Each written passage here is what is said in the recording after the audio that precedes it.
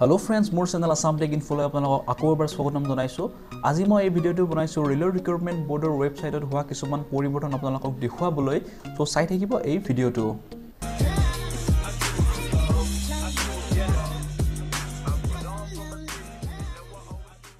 So friends, আমি সকলোৱে জানো যে 22 ফেব্ৰুৱাৰী 2018 তাৰিখে ৰেলৱে মন্ত্ৰী পীয়ুষ গোয়েলে ৰেলৰ ৰিক্ৰুটমেন্টৰ ক্ষেত্ৰত কিছুমান পৰিৱৰ্তন লৈ আহিছিল। ঠিক আছে, বৰ্তমান সেই পৰিৱৰ্তনসমূহ ৱেবছাইটত এভেইলেবল হৈ গৈছে। আপোনালোকে অফিচিয়েল ৱেবছাইটত চেক কৰিব পাৰে আৰু পৰিৱৰ্তনসমূহ আছিল আপোনালোকৰ কোৱালিফিকেশ্যন ওপৰত, লগতে এক্সাম ফিজৰ ওপৰত, এক্সাম ল্যাঙ্গুৱেজৰ ওপৰত আৰু লাষ্ট ডেটটো। ঠিক আছে, কোৱালিফিকেশ্যনটো বৰ্তমান গোটেইকেইটা পোষ্টৰ কাৰণে ক্লাছ 10 পাছ হ'লে হৈ যাব। আৰু যেটো এক্সাম ফিজ আছে, এক্সাম ফিজটো আপোনালোকৰ কিবা এটা শতাংশ আপোনালোকৰ ৰিফান্ড হ'ব আৰু এসটি এসসি অন্য ক্যাটেগৰি ক্যান্ডিডেটৰ বাবে গোটেইখিনি যেটো 250 এপ্লাই ফিজ আছিল গোটেইখিনি ৰিফান্ড হৈ যাব। ঠিক আছে, আৰু যেটো এক্সামিনেশন ল্যাঙ্গুৱেজ আছে, ল্যাঙ্গুৱেজটো আপোনালোকে চেঞ্জ কৰিব পাৰিব। বৰ্তমান বহুকেইটা ভাৰতীয় ল্যাঙ্গুৱেজ ইনক্লুড কৰা হৈছে, লগতে অসমীয়া ল্যাঙ্গুৱেজটো ইনক্লুড কৰা হৈছে। আপোনালোকে অসমীয়া ল্যাঙ্গুৱেজটো বৰ্তমান এক্সাম CBT এক্সামটো এটেন্ড কৰিব পাৰিব। আৰু যেটো লাষ্ট ডেট আছে, লাষ্ট ডেটটো বৰ্তমান আপোনালোকে চাই ল'ব পাৰে। লাষ্ট ডেটটো মই দেখুৱাইছো আপোনালোকক গোটেইখিনি আপডেট। ৰেলৰ যেটো অফিচিয়েল ৱেবছাইট আছে তাত আপোনালোকে গম পাব। চাওক যেটো লাষ্ট ডেট আছে, লাষ্ট ডেটটো আছিল প্ৰথমতে 12 মাৰ্চ, কিন্তু এটো বৰ্তমান বঢ়াই দিয়া হৈছে আৰু কৰিছে 31 মাৰ্চ। ঠিক আছে, আৰু যেটো অনলাইন পেমেন্টৰ যিবিলাক ডেট আছে চাই লও। অনলাইন পেমেন্ট, SBI বেংক চালান, পোষ্ট অফিচ চালান, যিকেইটা ডেট আছে গোটেইকেইটা ডেট বৰ্তমান বঢ়াই দিয়া হৈছে। আপোনালোকে চাই ল'ব পাৰে ৰেলৰ যেটো অফিচিয়েল ৱেবছাইট আছে তাত। ওকে, আৰু যেটো অফিচিয়েল নতুন নটিফিকেশন আছে, নতুন নটিফিকেশনটো আপোনালোকে ইয়াৰ পৰা ডাউনলোড কৰি ল'ব পাৰে। এটো 2 নম্বৰ নটিফিকেশন এটা মুকলি কৰিছে, হেতু আপোনালোকে ইয়াত পাই যাব। ওকে, আৰু আপোনালোকৰ ইয়াতে এটা আৰু চাওক, এটা মেছেজ আহি আছে চাওক। Candidate who have submitted their application before 28 February can modify their application details. Okay, 28 February আগত যিসকল ক্যান্ডিডেটে এপ্লাই কৰিছিল তেহেতসকলে ইয়াতে এপ্লিকেশনখন মডিফাই কৰিব পাৰিব আৰু লগতে তেহেতৰ পোষ্ট প্ৰিফাৰেন্স, বেংক ডিটেইলছ আৰু এক্সাম ল্যাঙ্গুৱেজ চেঞ্জ কৰিব পাৰিব। ঠিক আছে, পোষ্ট প্ৰিফাৰেন্সটো আপোনালোকে চেঞ্জ কৰিব লাগিব কাৰণ প্ৰথমতে আপোনালোকে যিবিলাক ক্লাছ 10 পাছ আছিল তেহেতসকলে এপ্লাই কৰিছিল কেৱল লাষ্টৰ 4টা পোষ্টত, 24 নম্বৰৰ পৰা 28 নম্বৰ পোষ্টত। বৰ্তমান গোটেইকেইটা পোষ্টত আপোনালোকে এপ্লাই কৰিব পাৰে। সো আপোনালোকে পোষ্ট প্ৰিফাৰেন্সটো চেঞ্জ কৰিব পাৰে, লগতে বেংক ডিটেইলছটো আপোনালোকে দিব লাগিব কাৰণ আপোনালোকৰ পইচা ৰিফান্ড হ'ব। ঠিক আছে, আপোনালোকৰ বেংক একাউণ্ট নাম্বাৰ আৰু IFSC কোডটো দিব লাগিব য'ত আপোনালোকে ৰিফান্ডটো লাভ কৰিব। আৰু নেক্সট চাওক এক্সাম ল্যাঙ্গুৱেজ। এক্সাম ল্যাঙ্গুৱেজটো আপোনালোকে ইয়াত চেঞ্জ কৰিব পাৰে কাৰণ বহুকেইটা ভাৰতীয় ল্যাঙ্গুৱেজ এড কৰা হৈছে। অসমীয়া, হিন্দী, বেংগলী বহুকেইটা ল্যাঙ্গুৱেজ এড কৰা হৈছে, তাৰ ভিতৰত আপোনালোকে সিলেক্ট কৰিব পাৰে। ওকে, সো এইখিনি কৰিবলৈ আপোনালোকে চাওক ইয়াতে বহুতকেইটা অপচন দেখিবলৈ পাইছে। যদি নতুনকৈ ৰেজিষ্ট্ৰেশ্যন কৰে ইয়াতে ৰেজিষ্ট্ৰেশ্যন কৰিব পাৰে। আৰু ইয়াতে চাওক ক্যান্ডিডেট লগইন, আপোনালোকে লগইন কৰিব পাৰে। ইয়াত যদি আপোনাৰ ৰেজিষ্ট্ৰেশ্যন কমপ্লিট হৈছে ইয়াত লগইন কৰিব পাৰে।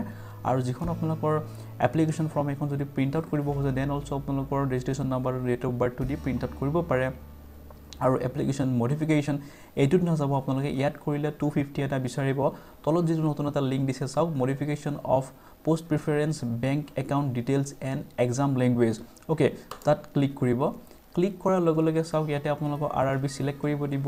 চাওক মই গুৱাহাটী কৰিলোঁ আৰু ইয়াতে চাওক ইয়াতে দিব দিছে ৰেজিষ্ট্ৰেশ্যন নাম্বাৰ আৰু ডেট অফ বাৰ্থ, আৰু লগতে তলত যিটো কেপচা সেকশন আছে এই কেপচাটো আপোনালোকে দি লগইন কৰিব। লগইন কৰাৰ লগে লগে আপোনালোকৰ চাওক ইয়াতে মডিফিকেশ্যন অফ পোষ্ট প্ৰিফাৰেন্স, লগতে বেংক একাউণ্ট ডিটেইলছ আৰু এক্সাম ল্যাঙ্গুৱেজ গোটেইখিনি আপোনালোকে মডিফাই কৰিব পাৰে। ঠিক আছে, সো মোৰ ৱেবছাইট আসাম টেক ইনফোটো মই গোটেইখিনি আপডেট এভেইলেবল কৰি দিছোঁ, আপোনালোকে তাতো চাব পাৰে। চাওক ইয়াতে ক্লিক কৰিলে হ'ল। ক্লিক কৰাৰ লগে লগে ৱেবছাইটটো যিটো এডভাৰটাইজ আছে খোল খাব। আৰু ইয়াতে চাওক ইয়াতে প্ৰথমৰ পৰা যিবিলাক পোষ্ট আছিল এই গোটেইবোৰ পোষ্টত আপোনালোকে এপ্লাই কৰিব পাৰে ক্লাছ 10 পাছ হ'লেও। ওকে, আৰু চাওক যিবিলাক বয়সৰ ক্ষেত্ৰতো কিছুমান বঢ়াই দিয়া হৈছে। চাওক ইয়াতে আনৰিজাৰ্ভৰ কাৰণে প্ৰথমতে আছিল 31 ইয়াৰ্ছ, বৰ্তমান 33 ইয়াৰ্ছ। তেনেকৈ ST, OBC আৰু SC কাৰণেও অলপ বয়সৰ সীমা বঢ়াই দিয়া হৈছে। আৰু যেটো মেইন কথাটো চাওক এক্সাম ল্যাঙ্গুৱেজ। ওকে, এক্সাম ল্যাঙ্গুৱেজটো চাওক বৰ্তমান আপোনালোকে CBT যেটো কম্পিউটাৰ বেছড টেষ্ট হ'ব হেতু বৰ্তমান আপোনালোকে অসমীয়া ল্যাঙ্গুৱেজতো দিব পাৰিব। ওকে, সো আপোনালোকে ল্যাঙ্গুৱেজ সিলেকশ্যনৰ ক্ষেত্ৰত আপোনালোকে বৰ্তমান অসমীয়া ল্যাঙ্গুৱেজো পাই যাব। সো তাত আপোনালোকে অসমীয়াটো সিলেক্ট কৰি এপ্লাই কৰিব। ওকে, সো আৰু নেক্সট চাওক ইয়াতে এডুকেশ্যন কোৱালিফিকেশ্যনটো চাওক 10 পাছ নাইবা ITI পাছ হ'লে হৈ যাব।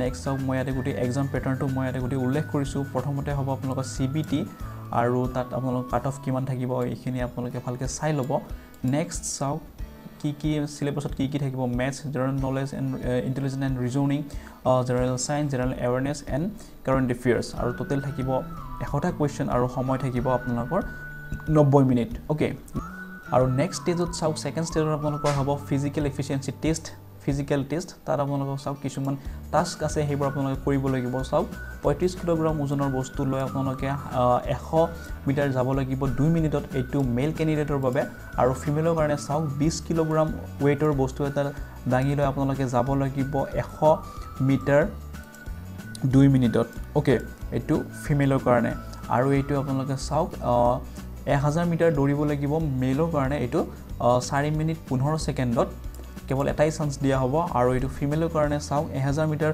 দৌৰিব লাগিব 5 মিনিট 40 সেকেন্ডত এইটো কেৱল এটা চান্স দিয়া হ'ব ওকে সো এইখিনি হৈ গ'ল আপোনালোকৰ সেকেন্ড ষ্টেজ নেক্সট আপোনালোকৰ থাৰ্ড ষ্টেজত হ'ব ডকুমেন্টছ ভেৰিফিকেশ্যন ওকে তাৰ পিছত আপোনালোকৰ সিলেকশ্যন কৰা হ'ব আৰু RRB ওয়াইজ ভ্যাকেন্সি আপোনালোকে চাই লওক গুৱাহাটীত বৰ্তমান ভ্যাকেন্সি আছে 2577টা আৰু ইয়াতে আনৰিজাৰ্ভৰ কাৰণে আছে 1304টা ওকে বাকিখিনি আপোনালোকে চাই ল'ব গুটিখিনি মই ইয়াত উল্লেখ কৰিছোঁ ঠিক আছে আৰু যেটো এক্সামিনেশ্যন ফিজ আছে চাই লওক জেনাৰেল OBCৰ কাৰণে যেটো 500 रुपीस আছিল হেইটো ৰিফান্ড হ'ব 400 रुपीस সো আপোনালোকৰ যেটো এক্সামিনেশ্যন ফিজ হ'ব হেইটো হ'ব 100 रुपीस আৰু ST SC PWD ex servicemen female minorities economically backward candidate বাবে যেটো ফিজ আছিল 250 হেইটোৰ ৰিফান্ড হ'ব 250 অৰ্থাৎ আপোনালোকৰ যেটো এক্সামিনেশ্যন ফিজ হ'ব হেইটো হৈ যাব ফ্ৰী ওকে আৰু যেটো মোড অফ পেমেন্ট আছে মোড অফ পেমেন্টটো চাও অনলাইন অফলাইন দুটা মোডতে আপোনালোকে পেমেন্ট কৰিব পাৰে